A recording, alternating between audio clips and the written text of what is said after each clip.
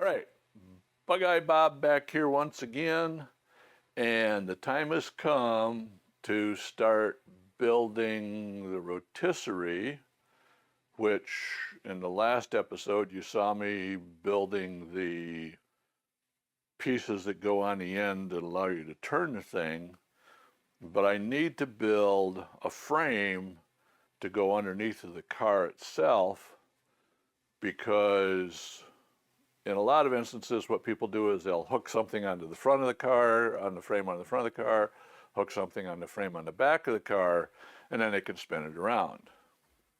Well, that's fine if you have a frame to do that with, if the vehicle has a frame, or if there is enough of the original body left to provide structure for that. As you would have seen if you'd gone back and looked at some of the very early videos, particularly number one, of the series, there is a whole bunch of stuff missing that would be considered part of the frame for this unit body. So what I'm going to do is I am going to build a subframe, call it a frame jig if you want, that will go underneath of the vehicle that I can then weld parts of the vehicle to and hold everything in place while I've got this on this rotisserie while I'm turning it around and working on stuff. So, for instance, I've got to replace the rocker panels, or what are called the sills, on each side, the inners and outers. I've got to replace all of the stringers and cross bracing that go in the passenger compartment. I've got to replace a panel that comes down from the rear of the vehicle in the passenger compartment that other things, those other braces hook up to. So I'm going to go through, and I took this sheet which shows all of the measurements of the vehicle, and from that I kind of made some decisions about where I wanted things. There's actually another picture, this picture right here. Don't know if you can see it, but I can put up a better picture of it in the video. But here, right here, you've got the metal braces that go from the front back to this point, and then you've got the bracing within the passenger compartment that go back this way. And I can show you, and by the way, these right here, these right here are the quarter elliptical springs. So let's try doing it this way. These are the braces that go from the front of the vehicle back to this major cross brace. This major cross brace has the lifting jack points in it. These two pieces here are the bracing that goes underneath of the passengers and driver's side. And then this piece here is where that all hooks together to hook your rear spring, quarter elliptical spring in. Now then, let's see back a couple of pages. So this shows a better view of those braces running front to back. The cross brace here, this is the back panel here that's got to be replaced. And then it does not show the bracing on the floors. And I have a neighbor that's playing their damn music extra loud, because that's what people do. This shows the sills on the side that have to be replaced, the inner and the outer on each side. Yeah, get my head out of the way. Get the idea from here. So that's what the inside looks like. Those pieces right there are actually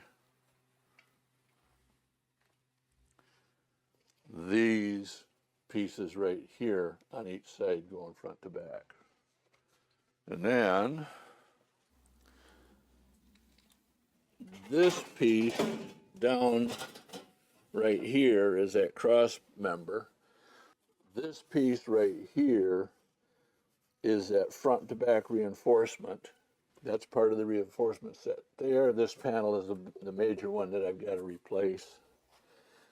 And these are those parts to fix it. So this is one of those cross braces to go on that side. Got another one to go over on this side over here. So anyways, so that explains some of that stuff.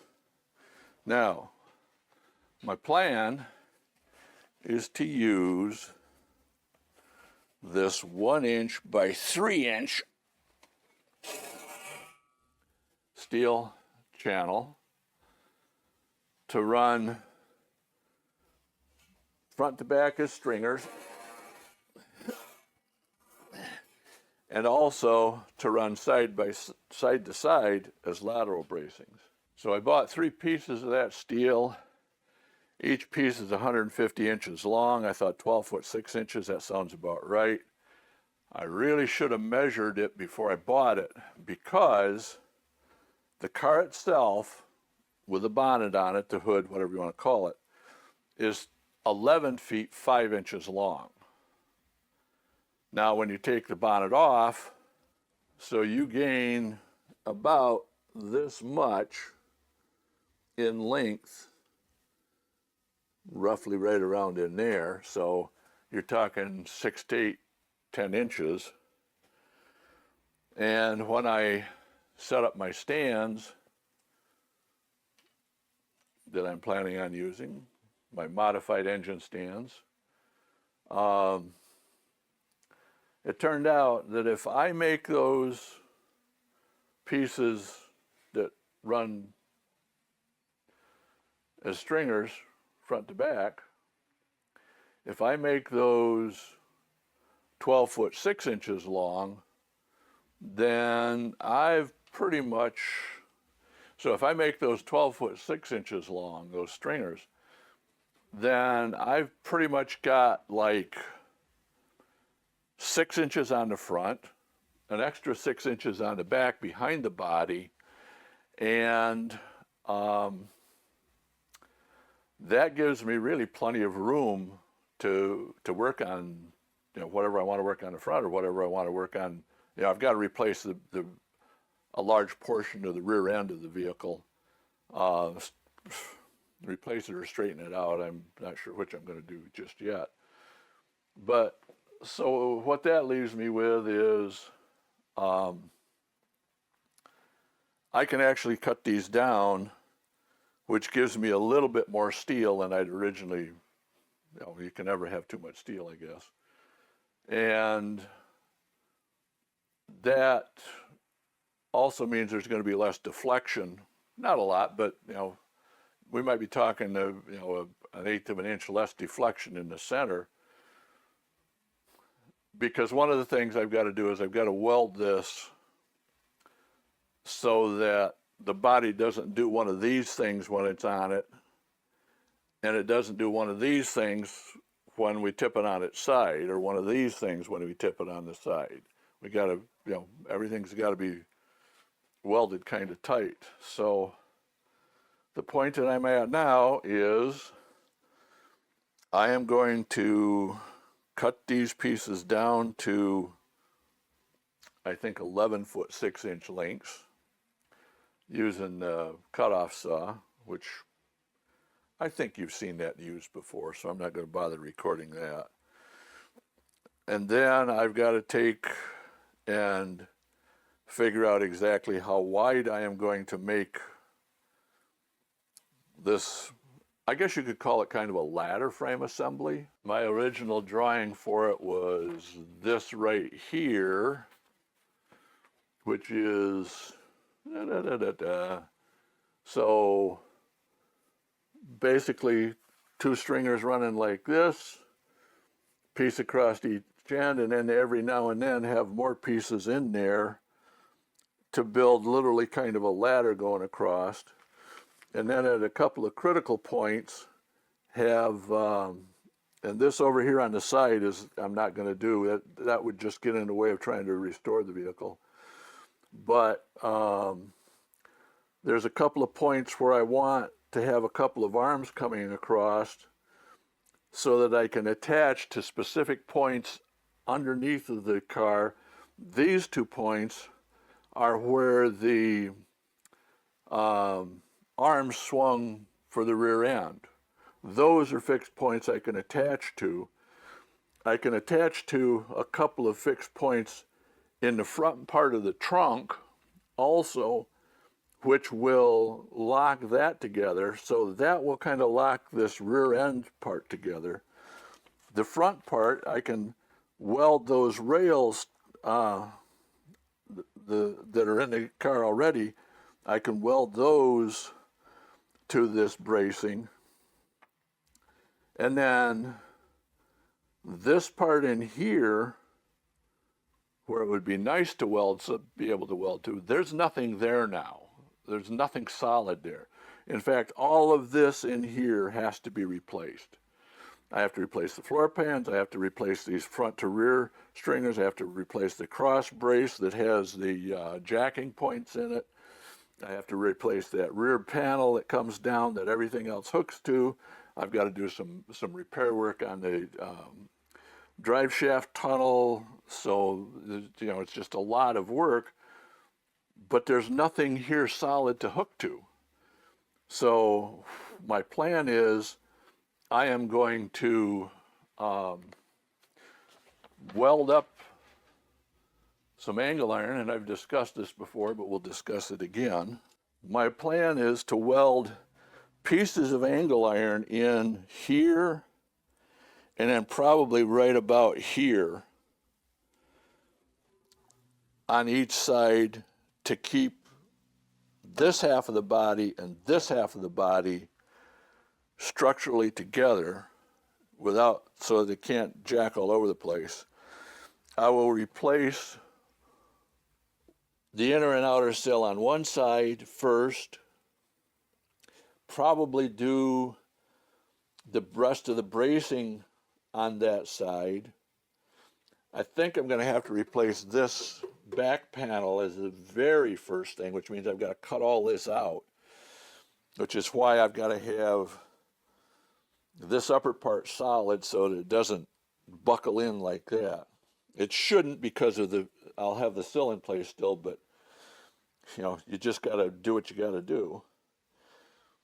I may have to replace a piece that is back in underneath of this, at least part of it. Hopefully I won't have to replace the whole piece, but I probably will have to replace like the bottom 4 inches of it, 3 or 4 inches of it. So that's kind of where everything's sitting. So next step in the process is to build take all that metal, cut it up, make it into something, and I will show you some of that as I do it. I am going to cut these to a length of 11 foot 6 inches. Now, one of the things I noticed, and I don't know, well, I have a suspicion why, but if you look at these ends of these things, the factory ends are bashed over like they'd been hammered. And I think that's because these are hot rolled steel and come out in 24-foot lengths, and as soon as the 24-foot length is cut off, I think something smacks it on the ass end and shoots it down the way, which means you've got a hot end here that's getting hit by something hard enough to shoot it down the assembly line, or not assembly line, but you know what I mean, the production line.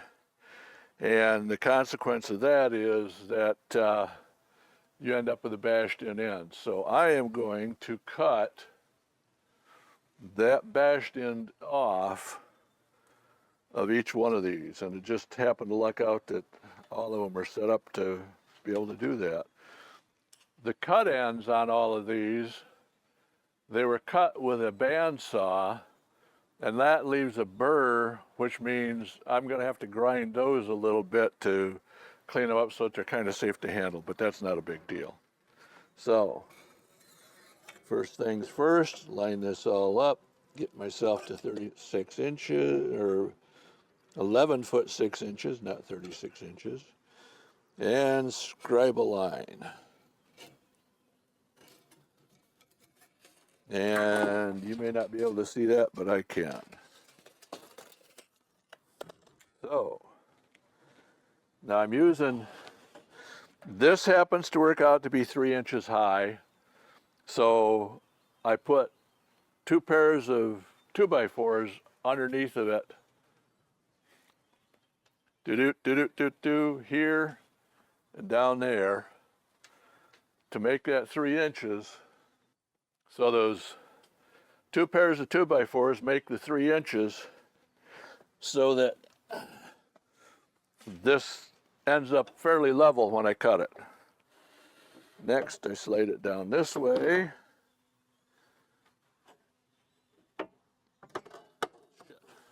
Guess I gotta jog the saw around because I'm not gonna be moving that by hand.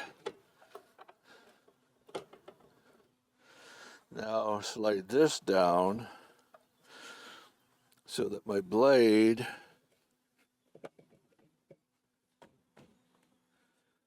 just touches that scribe mark I just made. That looks good. And get my cord. Slap my cord over on this side. And let the sparks fly.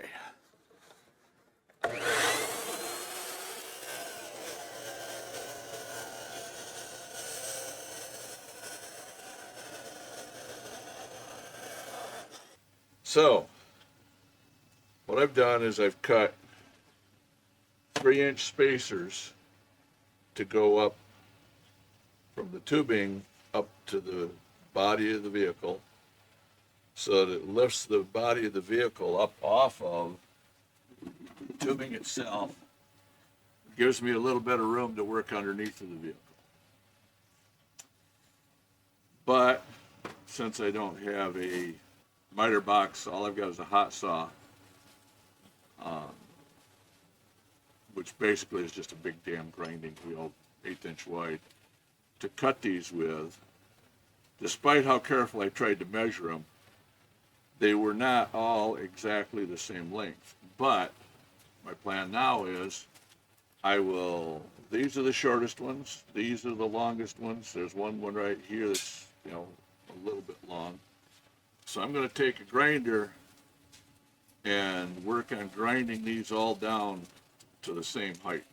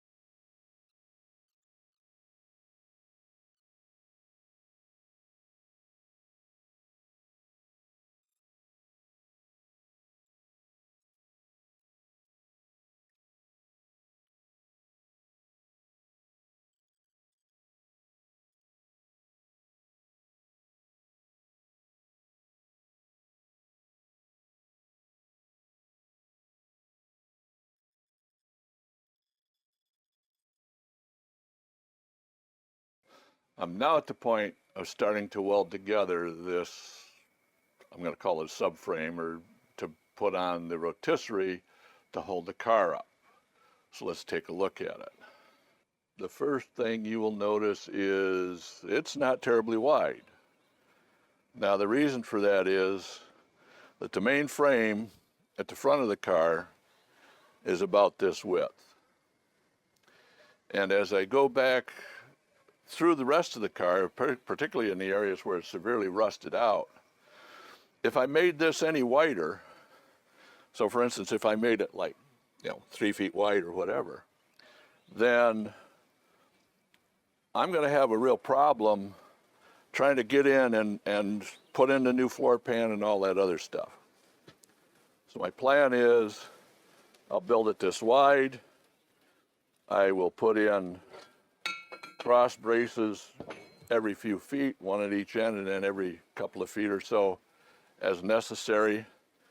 I'll build a couple of wings off to the back where I can tie in to support to the rear of the car, either through welding these 2-inch high blocks to the actual car itself. Yeah, that's basically how I'm going to do it. I'm going to weld, I've got some 2-inch high blocks that I'll weld on top of here crossways that will allow me to gain, get some clearance between this and the frame of the car. So that's where we're at. That's what I'm doing. Go down to the other end, and you will see that I have a little digital level on it. And I am trying to keep these pieces built to some sort of level, but it's going to be kind of hard. So the plan is tack things together, kind of adjust things along the way. I don't have a 100% flat surface that I can work on. I don't have a big welding table or anything like that. So I'm making do with what I got and trying to get it as level as I can with what I got, which is kind of a good luck on that sort of deal. So let me grab a square. I'm sure this square is probably not perfectly square, but it's close enough to build a house with. So, and it looks to me like this needs to go back that way.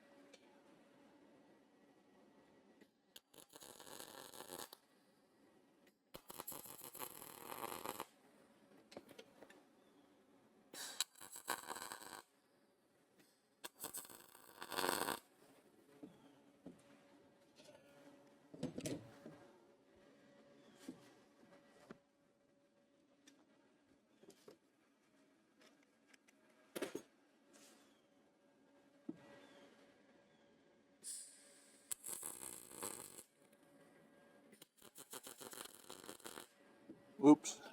Oh well. I should have put a heat shield underneath that to protect the table, but I didn't. One of many mistakes I'll make today, I'm sure. The goal now is to stand this thing up on edge, like so, so that I can get my inside welds on the flat, because I don't weld worth a damn on vertical welds. Here we go. Let's see how warped we can make this thing now.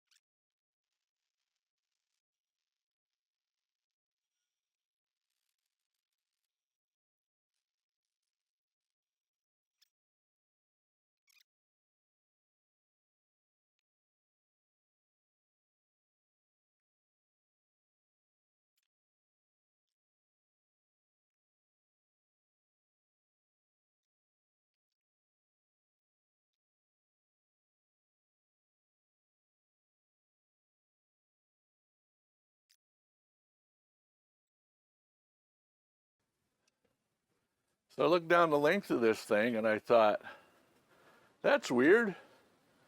That looks as though those sides bow around each one of those braces. And then I took this and measured it. That's not too bad. Let's see how this next one does.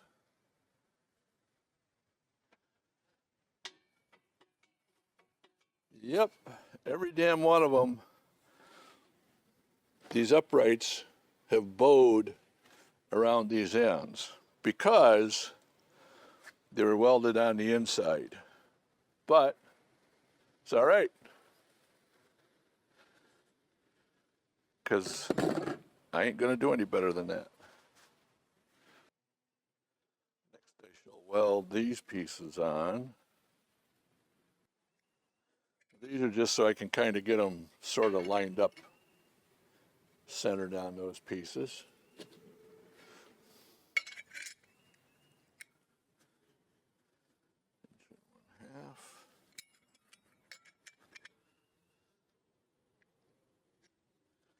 Trim 1/2. Now, you might wonder, well, why is he welding these on this way instead of this way? Well, the reason is, if I weld them on this way, that gives me room that if I wanted to run a bolt through, I could run a bolt down through and bolt things onto this with it. So it's just the way I'm doing things, folks.